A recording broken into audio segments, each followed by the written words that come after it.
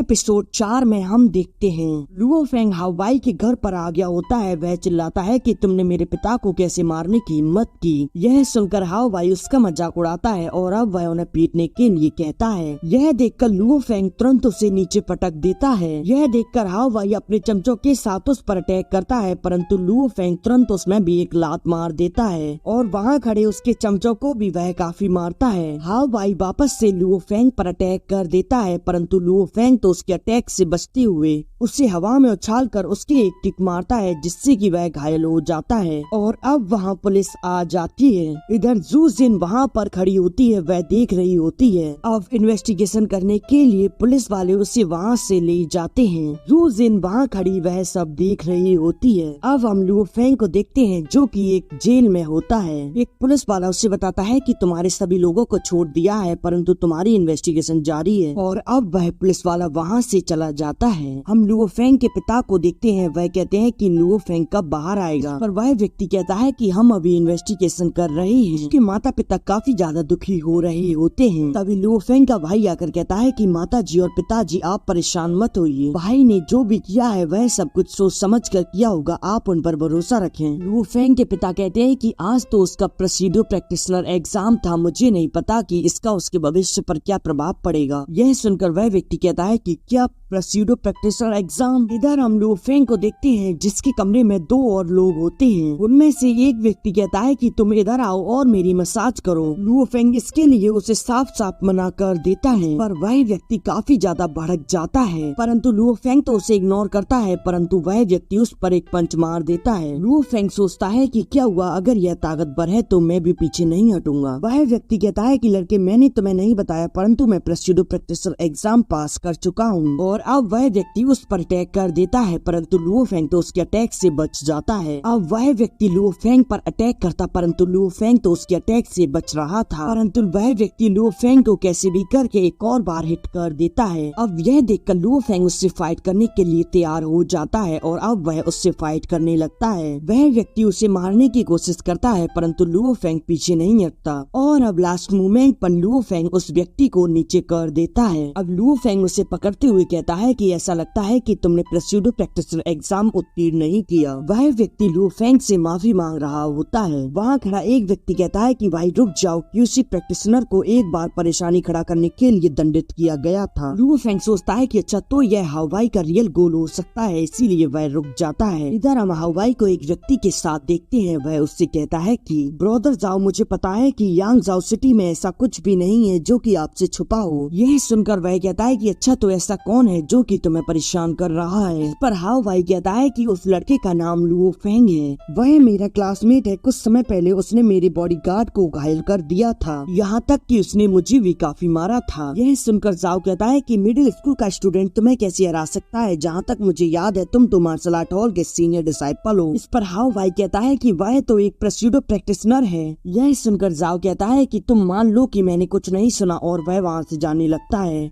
हावाई उससे कहता है कि ब्रदर जाओ, तुम्हें तो कुछ भी करने की जरूरत नहीं है। इस पर जाओ वहाँ रुकते हुए कहता है कि तुम्हारा इससे क्या मतलब है। हावाई कहता है कि लड़ाई के समय लुओ फेंग को यांग डिस्ट्रिक्ट के डिटेंशन सेंटर में रखा गया है। मुझे एक ऐसा व्यक्ति चाहिए जो कि उससे डिटेंशन सेंटर में ही छेड़खानी कर सके। जाओ कहता है कि तुम प्रोसीड्यो प्रैक्टिशनर के साथ मजाक मत करो। हावाई कहता है कि उसे डिटेंशन सेंटर में रखा गया है, अगर वहाँ कुछ हो जाता है तो फिर उसकी प्रोसीड्यो प्रैक्टिशनर की आइडेंटिटी को रद्द कर दिया जाएगा। जाओ कहता है कि तो क्या उसकी प्रोसीड्यो प्रैक्टिशनर की योग्यता नष्ट हो जाएगी, परंतु मैं इसमें इन्वॉल्व नहीं होना चाहता। हावाई कहता है कि तुम्हें तो बस एक गड़बड़ करनी है, बाकी सारी योजना मैं संभाल लूंगा। और अब हम एक व्यक्ति को देखते हैं जो कि काफी लोगों को मार चुका होता है और मार रहा होता है। हम हावाई को देखते हैं जो कि सारी सिचुएशन अपने अंकल को बता देता है और अब उसके अंकल कहते हैं कि ठीक है। और अब वह एक व्यक्ति से कहते हैं इसे रिहा होने में कुछ समय लगेगा, परंतु मैं तुम्हें अपनी प्रैक्टिशनर की टीम में शामिल कर लूंगा, परंतु उसके लिए तुम्हें, वह कहते हैं कि तुम्हें मेरे लिए एक कार्य करना है जिसके लिए मैं तुम्हें 1 मिलियन रुपए दूंगा और इस मामले को सुलझाने के बाद मैं तुम्हें टाइगर टीम से मिलवाऊंगा।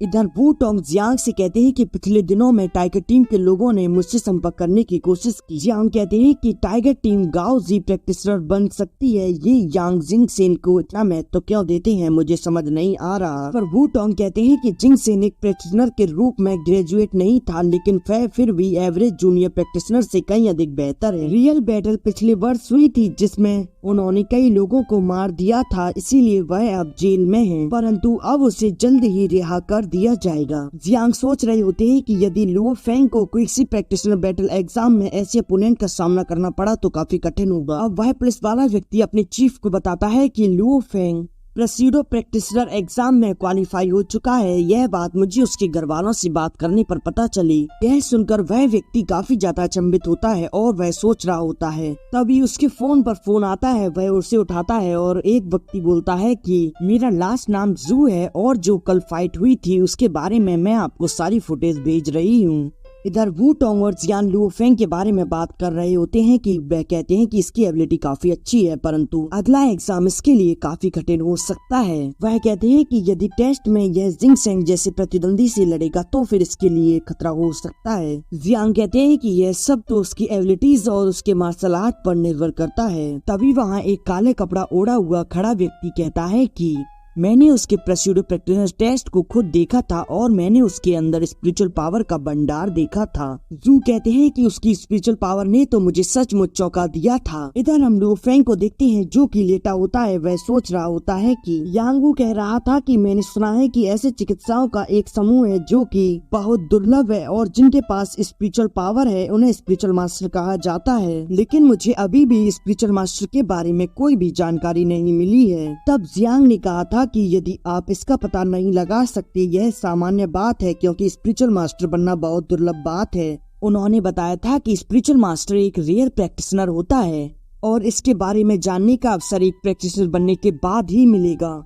इसीलिए तुम सब अब अपने रियल बैटल टेस्ट की तैयारी कर लो। और अब लुओ फेंग इन बातों को सोचने के बाद अपनी स्पिरिचुअल पावर को एक्टिवेट करने की कोशिश करने लगता है और उन दोनों को तो लुओ फेंग ने पहले ही मुंह बंद करके शांत रहने के लिए बोल दिया था। लुओ फेंग सोच रहा होता है कि वू टोंग ने बताया था कि एक प्रैक्टिशनर में सामान्य लोगों की तुलना में अधिक क्षमता होती है। स्पीड, सहनशीलता और डिफेंसिव पावर, मानसिक शक्ति, इन्हीं चीजों के कारण एक प्रैक्टिशनर सामान्य लोगों से अलग होता है। जब एक निर्वाणा युग का आरंभ हुआ था और तब आयरन वायरस फैल रहा था जिससे इन्फेक्टेड लोगों को एक एंटीडोट दिया गया, जिसकी वजह से कुछ लोगों को यूनिवर्स से एक अलग ही एनर्जी प्राप्त हुई, जिस एनर्जी को वो जियान ताई मेथड द्वारा अवेक किया जा सकता है। यह एक टॉप सीक्रेट मेथड है, इसीलिए उन्होंने कहा था कि इसके कोई डॉक्यूमेंट्स नहीं है और ना ही इसका कोई बैकअप है, इसीलिए मैं तुम्हारे सामने सिर्फ इसे एक बार दिखा रहा हूँ, इसीलिए तुम इन सब को याद कर लो। लुओ फेंग अब अपने आप पर फोकस करने की कोशिश कर रहा होता है, परंतु लुओ फेंग तो काफी कोशिश करने के बाद भी